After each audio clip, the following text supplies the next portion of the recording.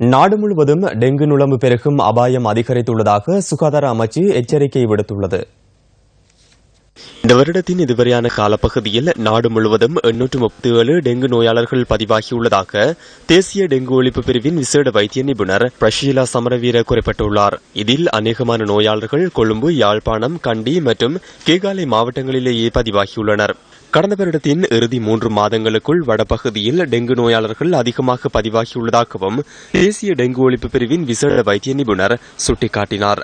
கல்முனை மாவட்டத்தில் இந்த வருடத்தில் மாத்திரம் 11 டெங்கு நோயாளர்கள் பதிவாகியுள்ளனர். போட்டிக்கு மருதமனை நடுவே கான்கள் போட்டிருக்காங்க. அந்த கான்கள் ஒழுங்கான முறையில் பராமரிக்கிறதுனால நெலும்பல் காணாலையும் பரவக்கூடும்.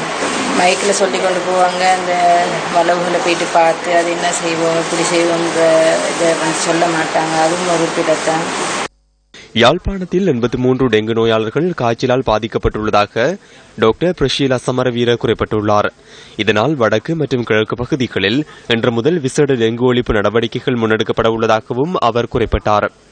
டெங்கு ஒழிப்பு நடவடிக்கைகளுக்கு பொதுமக்களின் ஒத்துழைப்பும் அவசியம் எனவும் தேசிய டெங்கு ஒழிப்பு பிரிவின் விசேட வைத்திய நிபுணர் பிரஷீலா சமரவீர மேலும் குறிப்பிட்டார்.